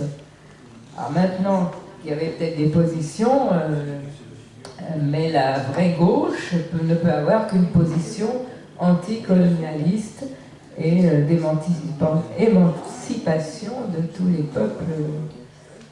Oui, mais la question de la culpabilité d'une certaine gauche. Ah bah oui, ça c'est sûr. Était présente dans. Était présente et c'est ce qui les a. Mais d'ailleurs, si vous lisez le livre qu'on a fait avant, qui s'appelle Parcours de juifs antisionistes en France, il y a eu nombre d'entre nous qui ont été sionistes.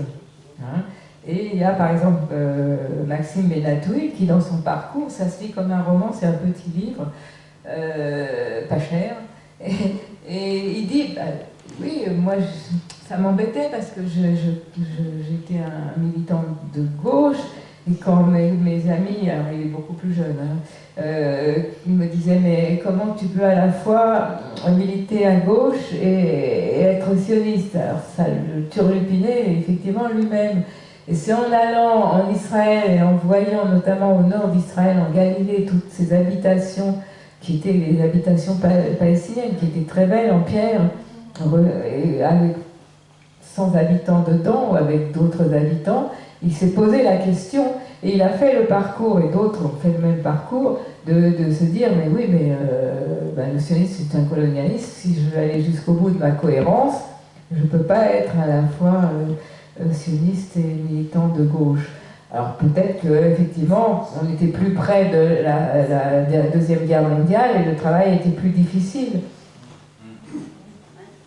Je pense pas en dire plus, je ne sais pas. Il y a d'autres questions ?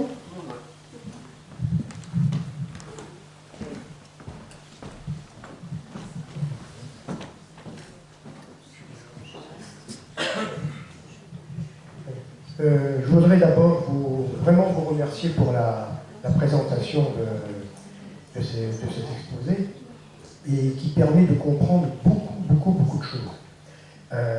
Juste dans les réponses que vous donniez sur les évangélistes chrétiens qui soutiennent, etc., bon, ça nous donne un peu des éléments de compréhension. Bon, je citerai sûrement votre livre, je pensais le trouver ici, mais il n'y avait pas de livre, on le retrouvera facilement sur le site de l'UJFP. Donc je voulais d'abord vous remercier de ça et revenir peut-être sur la dernière partie de votre réponse, sur la question du colonialisme. Parce que c'est peut-être, si on pense comprendre à partir du 7 octobre, on se trompe complètement. Si on veut réfléchir même à partir de 67, sur les grandes dates, hein, on se trompe complètement. Même en 48, on se trompe aussi. C'est-à-dire qu'il faut revenir, bien sûr, à partir de la déclaration de Balfour, mais bien avant même, si on veut comprendre pourquoi ça s'est passé comme ça, avant qu'on ait eu toutes les tragédies contre le peuple juif dans les dernières, on va dire, derniers 80, les dernières centaines d'années. C'est quand même en Angleterre où il y avait la bourgeoisie anglaise, dès le milieu, même avant le milieu du 19e siècle, avait décidé, ne voulait pas avoir chez elle des juifs qui fuyaient d'autres régions. Et ils étaient, à ce moment-là, j'ai trouvé, je ne résiste pas à me donner, j'ai lu dans une revue de la libre pensée qui s'appelle La Raison, il y avait un article qui parlait des crimes de Churchill, mais il y avait une petite, un petit zoom sur ce qui se passait par rapport à la Palestine et les Juifs. Bon, on sait bien que Churchill était antisémite, etc. Mais là, surtout, c'était pour revenir au fait que, je le trouve là, dès 1838, c'était le 7e comte de Shaftesbury, je ne connais pas, mais qui était un chrétien évangélique, avait amorcé le processus d'envoi des Juifs européens en Palestine pour les besoins stratégiques de la Grande-Bretagne. C'est pas grande puissance économique, pouvant accorder sa protection à cette nouvelle colonie britannique, dont la forme de religiosité portée par une lecture littéraliste de l'Ancien Testament contribuera au mythe d'une terre dépeuplée, Et plus tard, ce même personnage, devant le Parlement, il explique l'intérêt et la nécessité de cette entreprise pour l'Empire.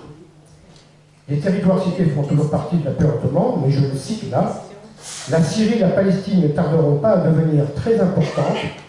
Le pays, par l'Angleterre, son empire, a besoin d'argent et d'habitants. Les Juifs peuvent nous fournir des deux. Et l'Angleterre n'a-t-elle pas un intérêt particulier à défendre une telle restitution? Ce serait un coup terrible pour l'Angleterre si l'un des deux rivaux, c'est la France et l'Allemagne, s'emparait de la Syrie. On est toujours sur l'Empire ottoman. La bonne politique n'exerce-t-elle pas l'Angleterre à favoriser la nationalité des Juifs, la nationalité des Juifs, à les aider à rentrer chez eux?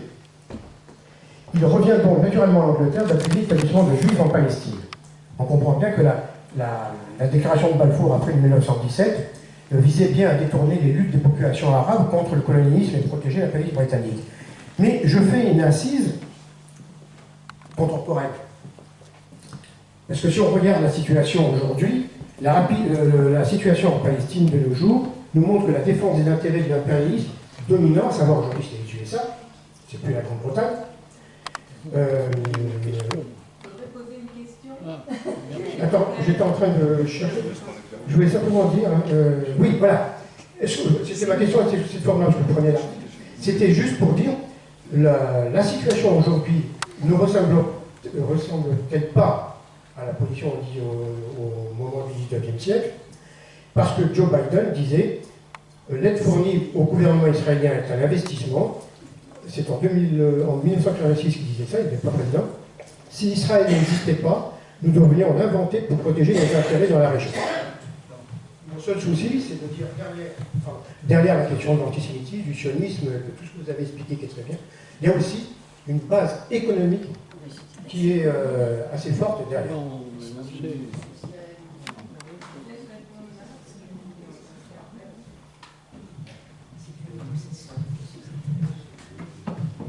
Je reviens sur les évangéliques. D'abord, les évangéliques, les sionistes chrétiens sont nés au XVIIe siècle.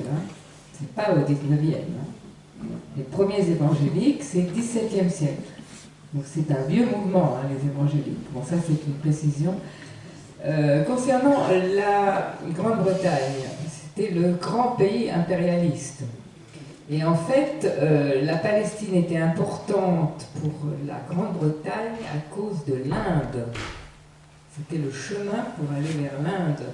C'était un palier, un step, une étape, voilà, pardon, pour aller vers l'Inde.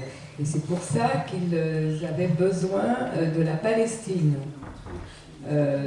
Donc, comme on le dit aujourd'hui, comme je l'ai dit tout à l'heure, il y a à la fois des raisons, des fois idéologiques, et des raisons géopolitiques. C'est les raisons géopolitiques qui sont parfois non dites, ou dites, ça dépend des cas, qui sont les raisons qui conduisent aux décisions qui sont prises. Et c'est pour ça que quand l'Inde est devenue indépendante, la Palestine n'intéressait plus la Grande-Bretagne. Donc on voit bien que c'est une raison géopolitique. Et c'est pareil, il y avait aussi donc c'était le canal de Suez qui était important. Hein, voilà. Et donc c'est pour ça qu'ils ont abandonné la Palestine quand c'était plus nécessaire stratégiquement pour eux. Et donc c'est pour ça, comme je vous le disais tout à l'heure, que les États-Unis la Palestine est pour eux maintenant, enfin Israël, bon, une position stratégique dans la zone du Moyen-Orient, du Proche-Orient. Le jour où ça n'intéressera plus, ils abandonneront. Voilà. C'est tout ce que je dirais. Et donc on voit bien qu'effectivement, colonialisme et impérialisme sont liés et que Israël a toujours été lié à des mouvements impérialistes, enfin oui, il y a des pays, il y a des empires impérialistes, et que sans les empires impérialistes, Israël n'existerait pas.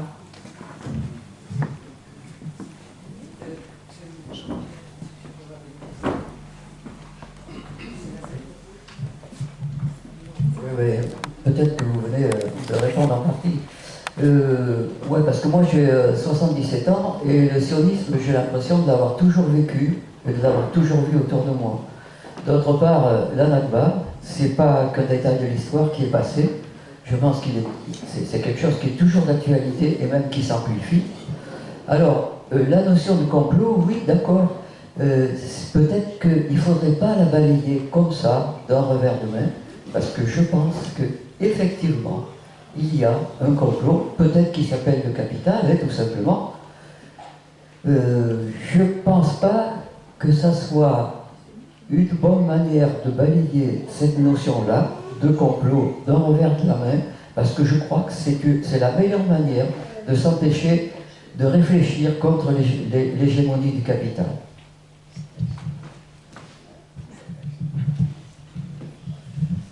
Moi, il y a deux problèmes. Avant de venir ici, j'ai écouté une interview de votre co-autrice, Michel Sibony, qui dure 1 heure à peu près et qui est très claire pour tout ce qui concerne les problèmes, effectivement, de rapport entre l'aspect économique de la chose. Et je conseille à tout le monde d'aller l'écouter sur Internet parce que c'est vraiment d'une clarté absolue. Elle termine par une idée qui a fait débat il n'y a pas très longtemps, où elle termine en fait en disant qu'elle est, elle, pour un État unique, effectivement, du Jourdain jusqu'à la mer, avec effectivement le même droit pour toutes les populations qui habitent ce territoire. C'est donc effectivement, quelque part, la disparition de l'État d'Israël tel qu'on le définit aujourd'hui. Ça m'amène à une autre question. Moi qui me dis antiraciste, et pas seulement dans les mots, je ne comprends pas pourquoi on fait cette différence entre le racisme et l'antisémitisme. Pourquoi on a besoin à chaque fois de dire antiraciste et contre l'antisémitisme? Le fait de dire antiracisme, pour moi, ça suffit. Ça englobe. Quand on veut effectivement englober quelque chose d'autre, ça veut dire que, entre guillemets, ces gens-là, ils n'y voyaient aucun aspect péjoratif, hein, mais ces gens-là ont quelque chose de différent. Donc c'est considéré effectivement qu'il existe un peuple, quelque chose qui est différent de tout le reste. Je pense que pour moi, ça me choque. Et je renverrai à ce niveau-là, et je m'arrêterai là, au livre de Stoneman Sand, et le peuple juif fut inventé. Voilà.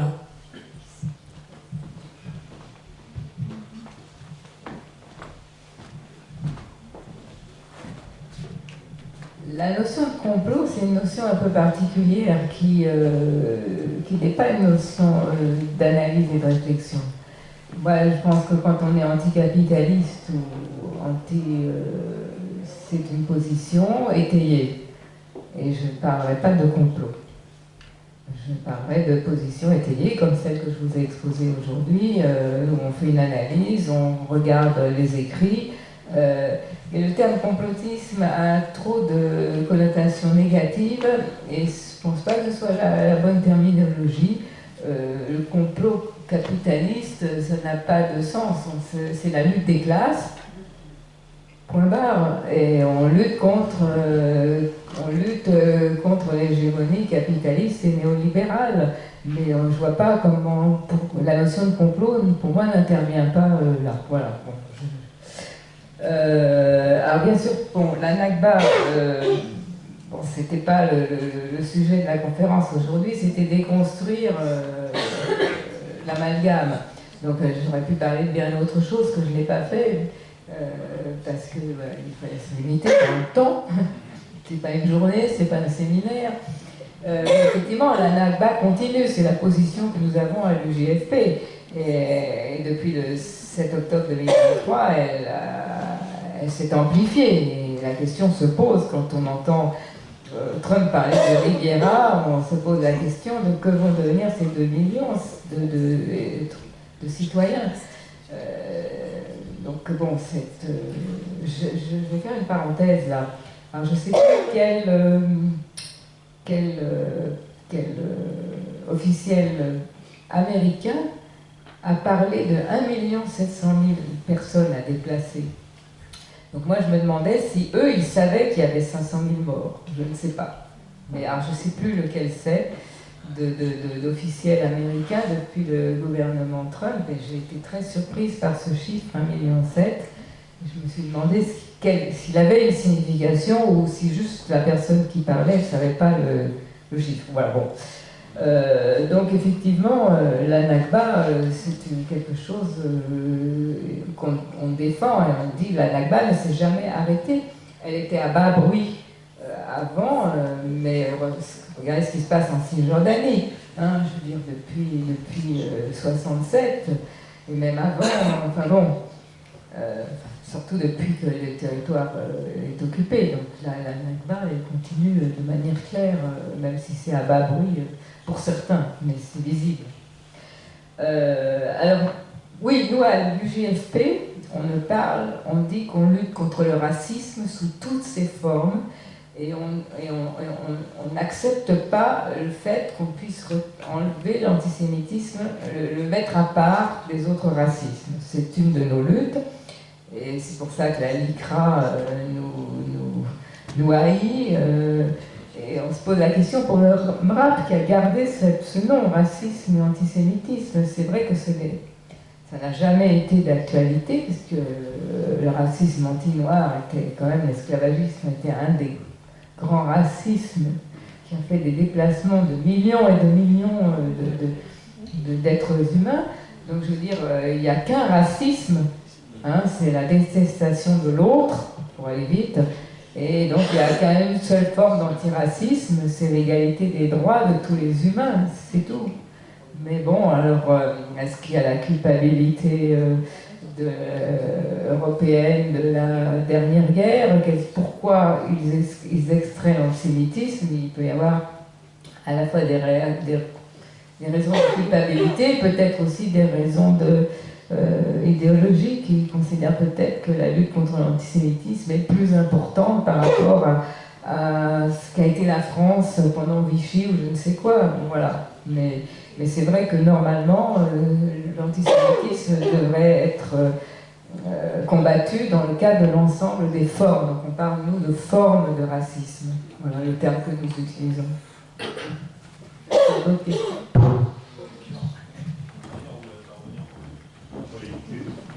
Et puis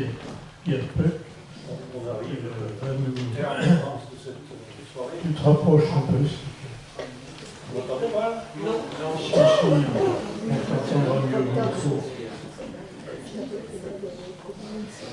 Je voulais juste clore cette parenthèse sur l'égalité en droit de tous les êtres humains, en rappelant que la position a été affirmée dans ces formes-là, sous la Révolution française, ou plutôt quelques mois après qu'elle ait été écrasée dans son sang par le coup d'État de Thermidor. Gracchus Babeuf avait rappelé dans un de ses écrits l'importance de l'égalité des droits de tous les êtres humains, et les forces réactionnaires qui venaient de reprendre le pouvoir se moquaient de lui en disant « les droits, mais qu'est-ce que c'est ?» Et lui a répondu « les droits qui sont égaux pour tous les êtres humains, c'est évident, ce sont les droits de vivre. » Et je crois que nous pouvons rappeler ça aujourd'hui précisément. Tous les êtres humains ont des droits égaux à la vie, et ça nous permet de préciser. La vie digne. Hein? La vie digne. Oui, oui.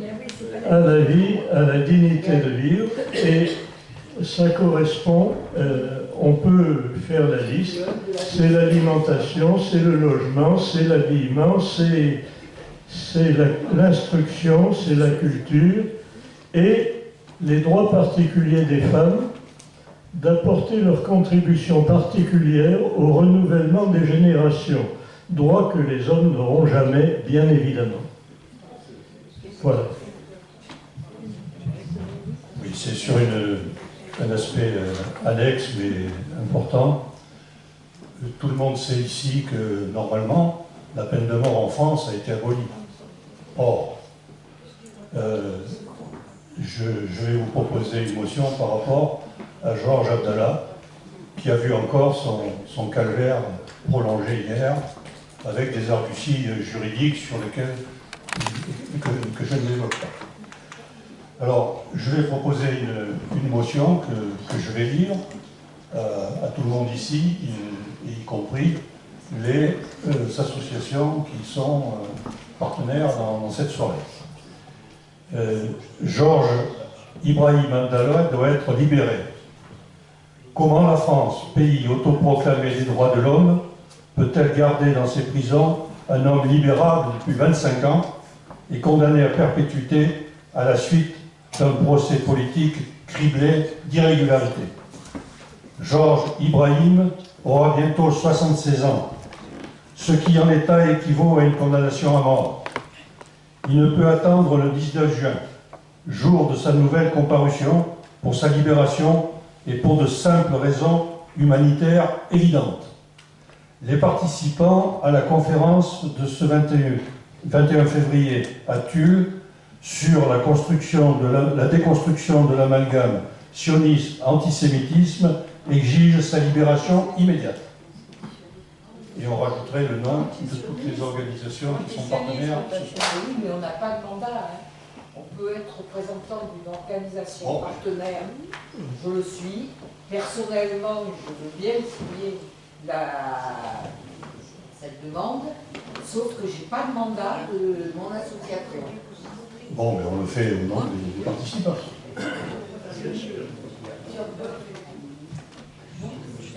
Bien sûr, me semble-t-il, la démarche normale. C'est une prise de position des participants de cette conférence. Est-ce qu'il y a des voix contraires? Est-ce que quelqu'un veut s'abstenir?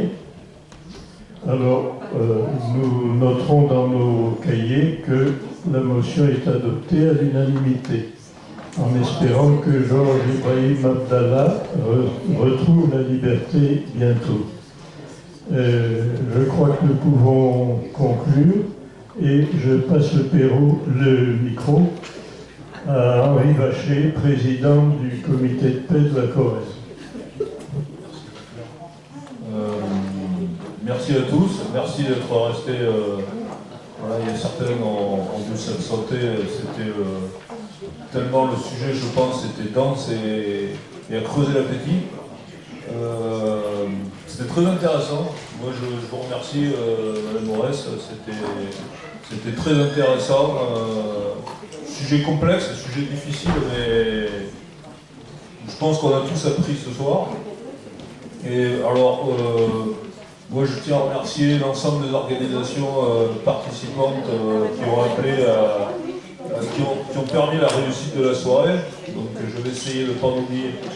Donc, le mouvement de la paix, Peuple et Culture, l'Union départementale CGT, la Ligue des droits de l'homme, la Libre Pensée, les Compagnons de la mémoire vivante, Limousin Palestine, Cap à gauche, et je dois oublier quelqu'un, non?